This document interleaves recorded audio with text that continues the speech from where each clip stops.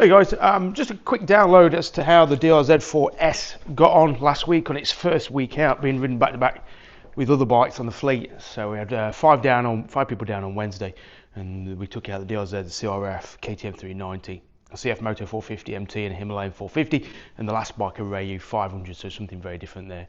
I've just propped this TTR 250 on the end just as a bit of to give a bit of context. And this second video about DRZ is just about forming a picture so that you as a consumer, potential buyer, can figure out what bike is going to be, best suited to you. And I've got to say the winner on the day actually was the CRF300. For all the development and the excitement of the new bikes, it was the old one that people favoured. And I'll try and pick apart why that was. People really like the DRZ4S. I don't think there was a bad word said about it actually on the day. People liked its motor, they liked the suspension, they felt it had got a level of ability above the CRF, certainly as a trail back road bike. People managed the seat height all right. One guy in particular, Al, thought there was no issue with the 5-speed box. He thought it purred along quite nicely. He used fifth as an overdrive in his words, and he didn't feel the need for that extra gear, which I was quite interesting to hear. I thought everyone would say it needed a 6th gear. Well, no, there were people out there who don't think it needs a 6th gear. That was interesting. Jumping quickly along, the KTM, I've got to say, it's a bit of a dog at the minute, this is. 4 of the riders rode it once and didn't really want to ride it again. It's the stall in the fueling which is the issue, which stalled for everyone on Wednesday, and then when I took it out again on Friday, stalled multiple times for everyone on Friday. So there's a need for a recall on this bike. That would be my official line. Nathan the Postman says that the 390 Enduro and Adventure need an official recall. Some bikes are stalling, some bikes aren't. Some bikes are being improved with the Kuba and the Fuel X fuel devices that you can fit to them, but not all. I had a customer, Martin, who rode this and then bought one, and he solved his with a Kuba plug-in, which is about €400 with an air filter. My argument is that you shouldn't have to pay for bits to fix a bike that's brand new. And B, it doesn't cure all those devices, so there are still people who have fitted all those things and it's still not working right. I watched a video from one YouTuber last night. He'd got the same issues. That biker Simon, he just picked up his 390 Adventure and he is stalled all the way home. MCN, who gave their recent adventure bike test win to the 390 Adventure, their bike stalled on video and it still won. So look, I think there's a real issue with this bike. I think it's a dangerous issue. I think it needs to be rectified. I think the bike needs a recall. I'm considering doing just a separate video on that. KTM needs to address this because I don't feel it's safe to put people on this bike on my fleet, and those guys who rode it Wednesday didn't really want to ride it. And the big shame is there's a lot of potential in this bike. Actually, the difference between this and these two is that this is very good on the road. The other day, one of the guys ran out of fuel on his own bike. He joined us on his own bike and he ran out of fuel. So I had to nip up the road, get a fuel can, nip back down, blast around. And this on the road, glorious when you're opening it up and you're stretching it out speeds. It does what these two can't do, i.e. chase the sunset with some excitement.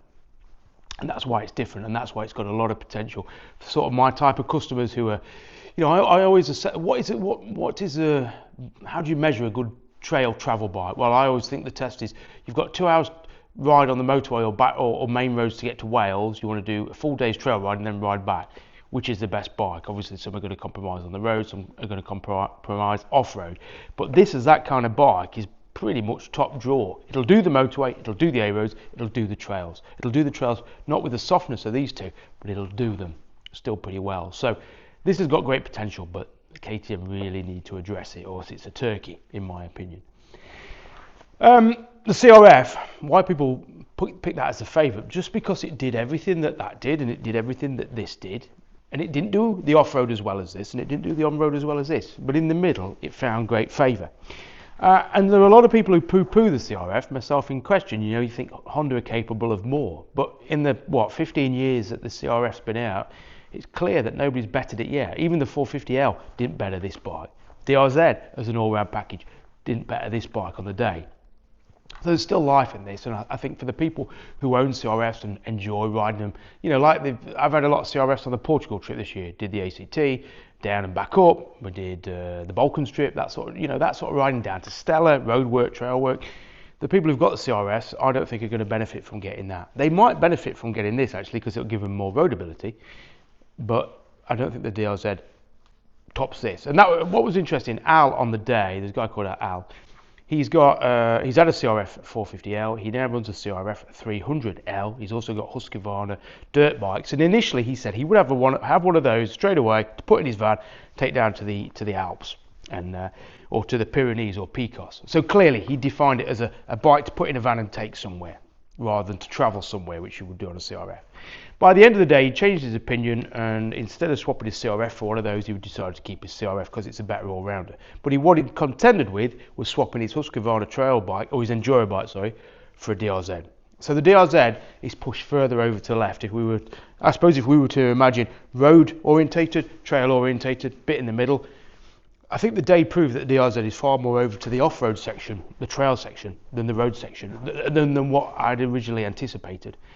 You know, I thought, and I've not ridden a lot of DRZs in the past, I thought it would sort of straddle a middle ground. But I think with that lack of sixth gear and with the uncomfortable seat, and maybe with the price tag, it puts it more into an off-road TET, TRF type environment. You know, even the fact you have to spend £68 on a power charger on it suggests it's not trying to compete with these kind of bikes, which are trying to give you everything and do everything.